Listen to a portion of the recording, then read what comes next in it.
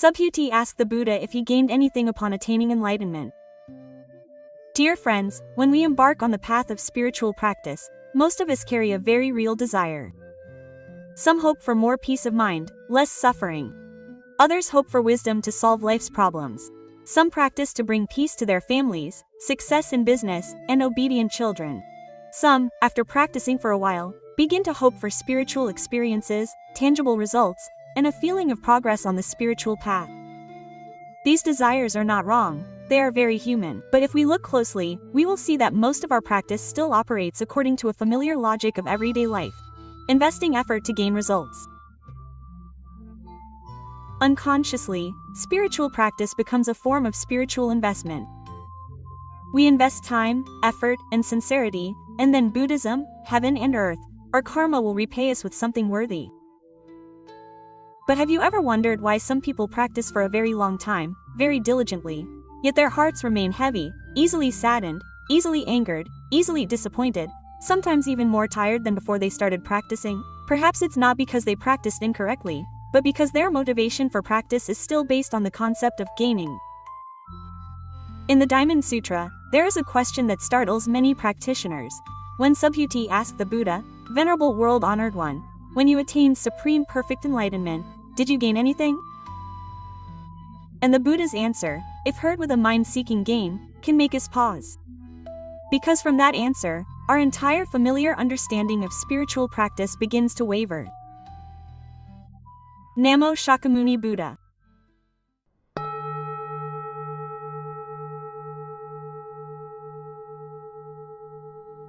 The Buddha's words make the practitioner pause, with nothing to reply.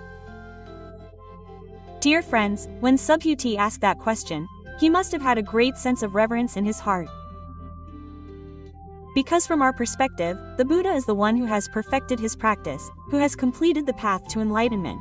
If anyone in this world has gained the most, it must be the Buddha. Therefore, the question of whether he attained anything seems very natural.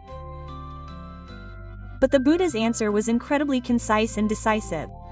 He said, when the Tathagata attained supreme perfect enlightenment, there was truly no dharma that could be called attainment. Not only did he not gain much, but he gained nothing at all. Quote, hearing this, many practitioners feel disappointed, even finding it difficult to accept. Because if even at the level of Buddhahood one still gains nothing, then what is the purpose of all our efforts?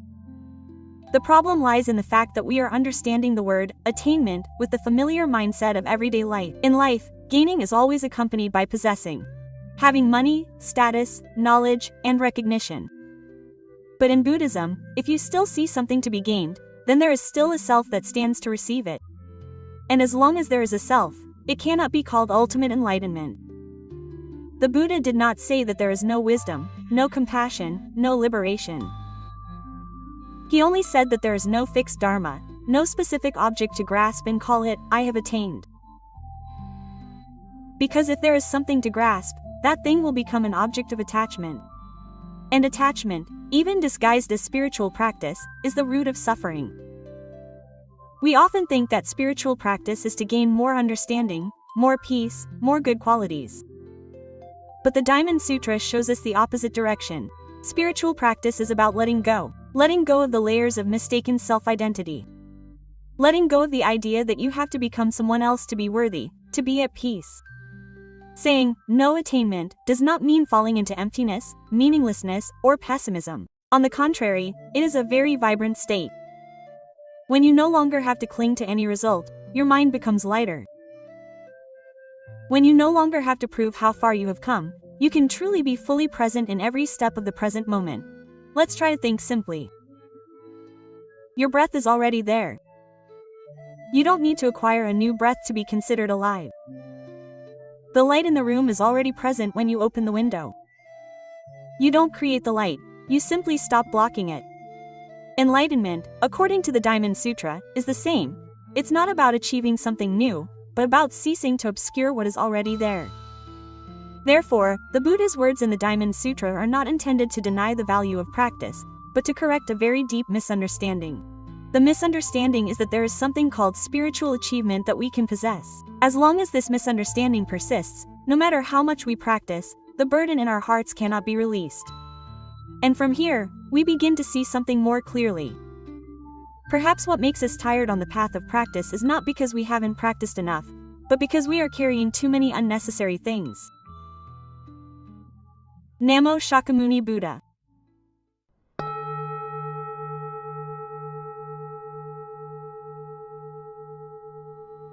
Practice is like accumulation when the ego wears the cloak of practice.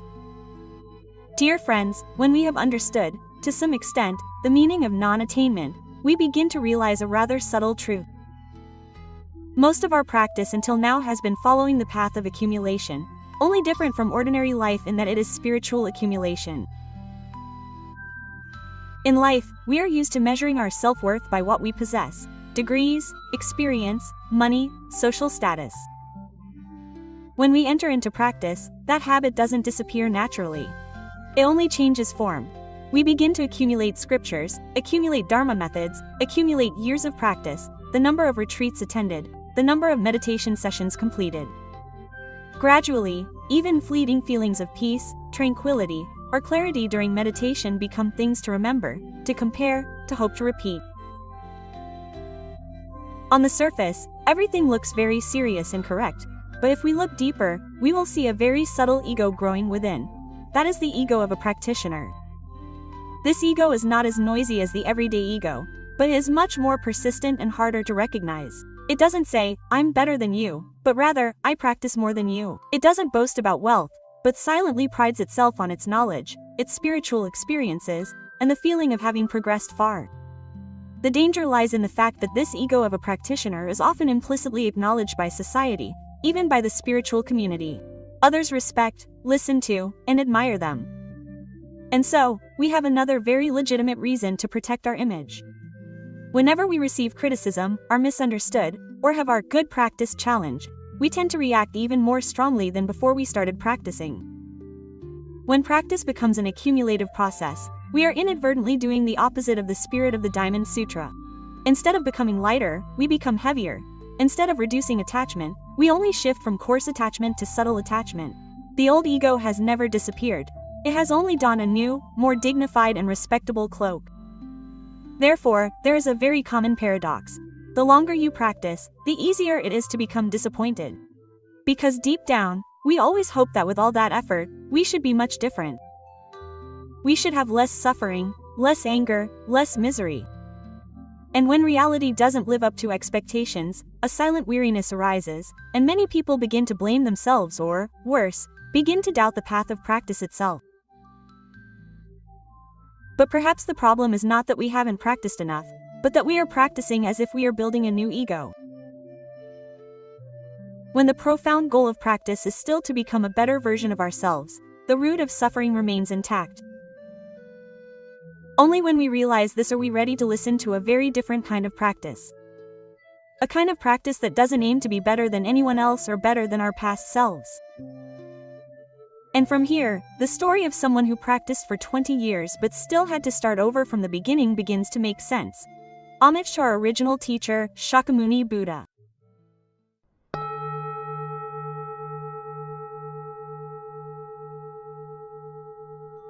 "20 years of spiritual practice, and an encounter that shattered all foundations." Dear friends, once upon a time, there was a practitioner who dedicated 20 years of his life to the path of spiritual cultivation. Those 20 years were not a short period of time. They were 20 years of walking through distant lands, knocking on the doors of many monasteries, and learning from many different teachers. He experienced all forms of spiritual practice, chanting scriptures, meditation, universal compassion, and studying Buddhist doctrines. Wherever he stopped, people looked at him with respect. Because, judging from his outward appearance, he was truly the image of a genuine practitioner. On his shoulder, he always carried a large bag containing precious scriptures, thick notebooks of notes on various practices, and religious artifacts that had accompanied him for many years. Each item was connected to a stage, a period of diligent effort that he had overcome. They were not just objects, but also evidence of his seriousness and perseverance on the spiritual path. Throughout those 20 years, he always held a very strong belief in his heart. If his efforts were deep enough, if he accumulated enough merit, then one day he would reach something very great. A state transcending suffering, transcending the ordinary human condition. He didn't think he was seeking fame or fortune. He only thought he was searching for the truth. Then one day, he heard people talking about a Zen master living deep in the forest. This master did not preach the Dharma, did not accept disciples, and did not leave behind any scriptures. But everyone who met him said that simply sitting in front of him, all the questions in their hearts naturally subsided.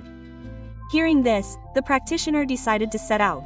He believed that after 20 years of searching, perhaps this was the final piece of the puzzle. The journey into the forest was not easy. He had to cross treacherous paths and sleep in makeshift shelters. Many times his body was exhausted from hunger and fatigue, but with each step he took, he told himself that as long as he could meet that Zen master, all the hardships would be worthwhile. Finally, he arrived. The Zen master was sitting quietly beside a rock, looking very ordinary, without any aura or special appearance of a spiritual master as he had imagined. The practitioner knelt down and respectfully explained that he had been practicing for 20 years, studying many doctrines. And now he had come here with only one wish: to be taught the ultimate doctrines so that his life would not be wasted. The Zen master listened in silence, then suddenly looked at the large bag next to the practitioner and asked a very strange question. "You are carrying so many things. If I wanted to sit here, where would I sit?" That question startled the practitioner. Before he could understand the meaning, the Zen master continued, his voice very gentle, "Before we talk about spiritual practice, put down the things you are carrying." The practitioner hurriedly opened his bag, displaying the scriptures, religious artifacts, and precious notebooks. In his heart, he felt a subtle sense of pride. This was the result of 20 years of diligent practice. Not everyone could achieve this. But the Zen master only glanced at them and said something that made his heart sink: "Burn them."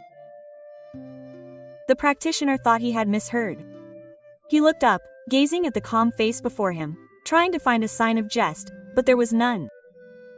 The eyes were very calm, as if he had just requested something perfectly normal. "Master, these are scriptures, the essence of my life's dedication," he stammered. The Zen master was not angry, only speaking slowly. "If it is the truth of life, it cannot be burned by fire. But if you are clinging to it as your life itself, then it is what binds you." Quote. The practitioner felt a heavy weight in his chest. He stood there for a long time, caught between two choices. On one side, 20 years of spiritual practice, the identity of a monk. On the other, a seemingly unreasonable request. Finally, with trembling hands, he lit the fire. The scriptures, the notes, one by one, burned and turned to ashes. Each crackling sound of the flames touched his heart. But that was only the beginning. Because the Zen master continued to ask him to remove his solemn monastic robe and replace it with old, worn clothes, and then asked him to abandon his habit of meditating at fixed times and reciting scriptures according to the prescribed schedule. "Here, you don't need to prove that you are a practitioner," the master said. That night, the practitioner sat alone beside the pile of ashes, his heart empty. For the first time in 20 years, he didn't know how he would practice tomorrow. There was no method to cling to, no goal to strive for, only a question lingering in his mind. "If I don't have all those things, who am I?" Quote. And it was from that moment of confusion that the process of truly breaking attachments began. Namo Shakyamuni Buddha.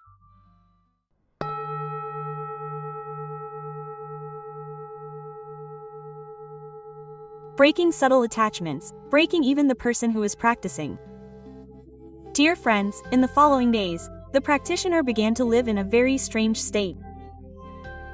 There were no longer fixed times for practice, no scriptures to recite, no familiar methods to rely on.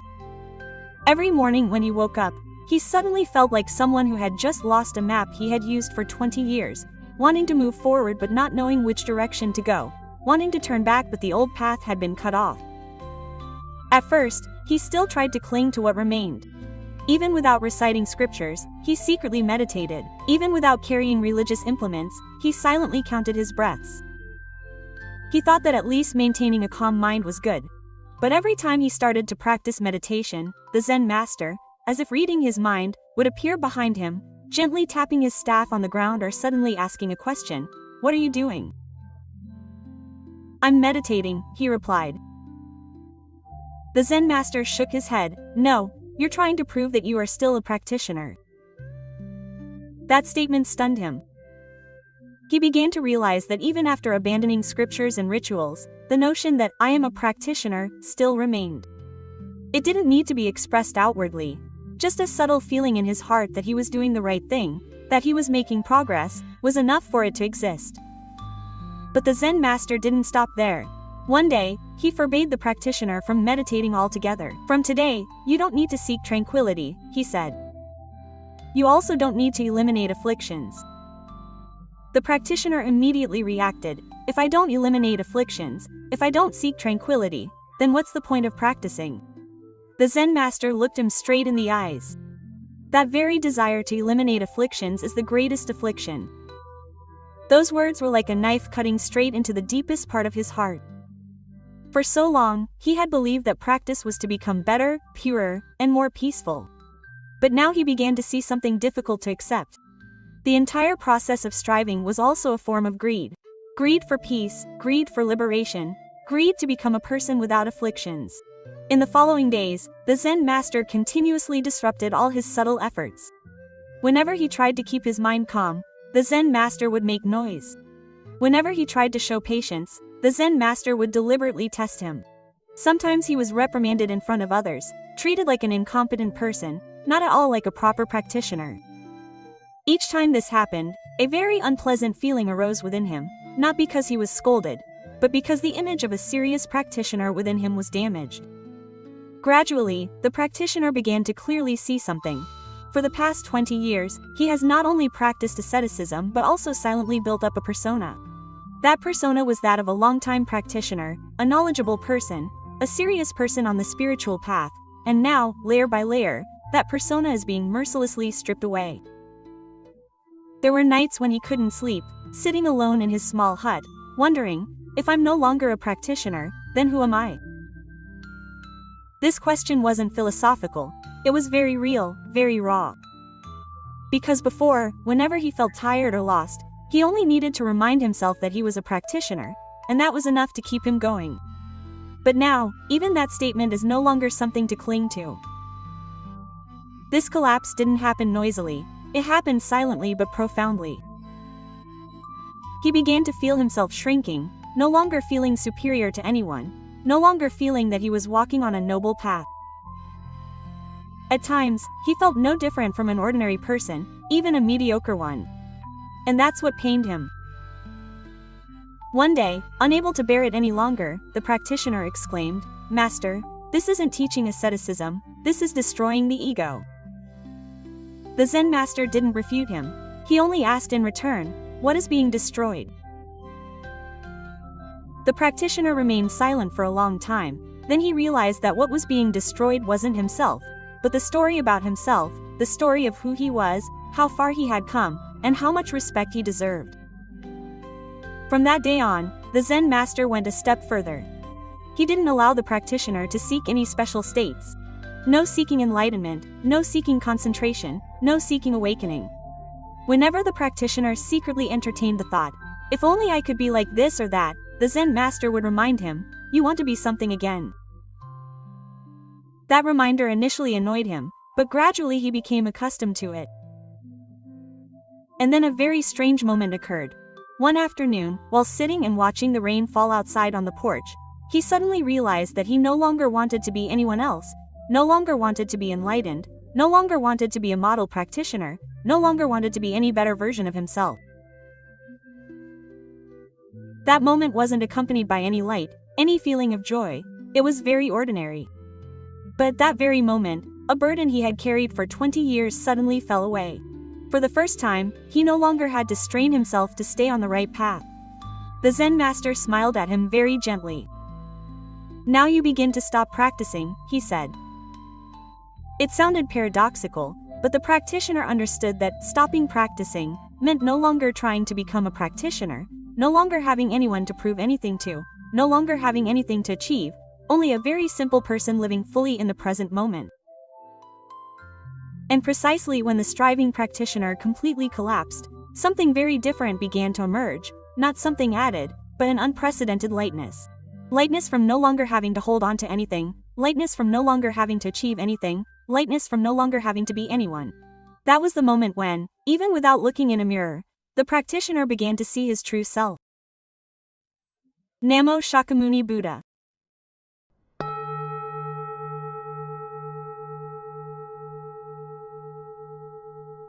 Looking in the mirror, he saw himself not as extraordinary, but free.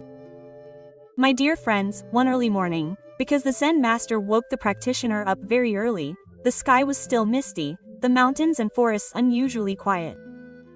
The two silently walked up a high slope, where they could look down into the valley below. Neither spoke a word throughout the journey. The practitioner no longer wondered whether he was practicing or not, he simply walked, simply walked.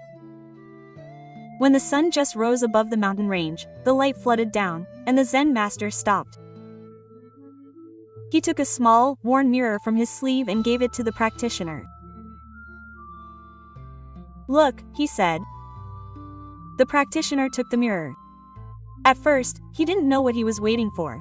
Perhaps somewhere deep inside, an old habit still lingered. He waited for a special sign, a noticeable change, but when he looked in the mirror, he froze. In the mirror was a very ordinary face, without the ascetic look of a devoted practitioner, nor the proud gaze of someone who had spent many years in diligent practice. It was simply a person standing there breathing, looking, being present. The eyes in the mirror were not searching, not defensive, nor trying to appear serene. They were simply seeing. The practitioner suddenly realized that for the past 20 years he had never looked at himself like this. He had always seen himself through the concepts of a practitioner, a seeker of enlightenment, someone progressing or regressing. But now, for the first time, he saw himself without needing any label. The Zen master stood beside him, his voice very soft. "What do you see?" The practitioner replied after a moment of silence, "I see someone who is nothing special." The Zen master nodded. "And also lacking nothing." The words fell very softly but resonated deeply.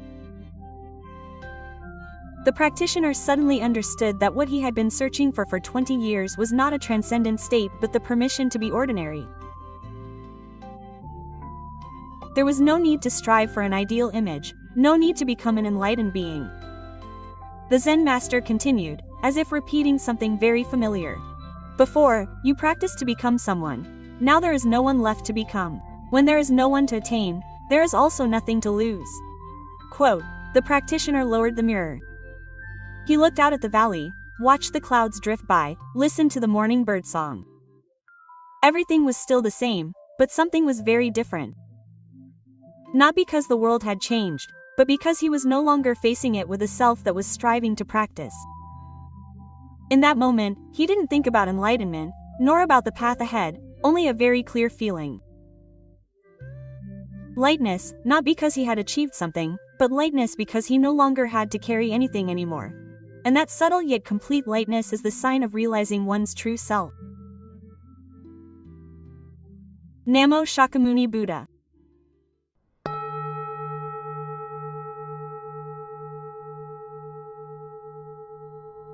Living in the world without being bound by the world. Dear friends, the story of the practitioner of 20 years is not meant to be told for entertainment, but to reflect on ourselves. Because most of us are practicing amidst very real life, with family, work, responsibilities, and pressures. Not everyone has the opportunity to go into the forest, and Buddhism has never required us to abandon life to be free. The spirit of non-attachment in the Diamond Sutra does not lead us to escape from life, but teaches us to live in the world without being bound by it. We still work, still worry, still love, but we no longer completely identify ourselves with those roles. When work is going well, we don't see ourselves as someone special. When we encounter difficulties, we don't collapse because we think we have nothing left. Deep practice is not about becoming a special person, but about ceasing to force ourselves to be special. When we no longer have to prove that we are good practitioners, righteous people, or those who understand the Dharma, we have enough space to listen, to empathize, and to live authentically. In daily life, this is very concrete. When criticized, we realize that the pain mainly lies in the image of the ego being hurt. When we crave results, we see that we are placing our happiness in a future that has not yet arrived. Just realizing this is enough. Letting go has already begun. Practicing in the world is not about giving up everything, but about no longer being held captive. Use what you have, let go of what you lose. Do your best but don't carry the burden of having to become someone. When there is nothing left to gain, there is also nothing left to lose. Then, in this very ordinary life, freedom is present. Dear friends, ultimate practice is the path of returning to be fully human. There is nothing to gain, but also nothing to lose. If you feel a little lighter after listening to this Dharma talk, then perhaps the process of letting go has begun. May we all, on the spiritual path, learn to live amidst impermanence without losing ourselves. Namo Shakyamuni Buddha.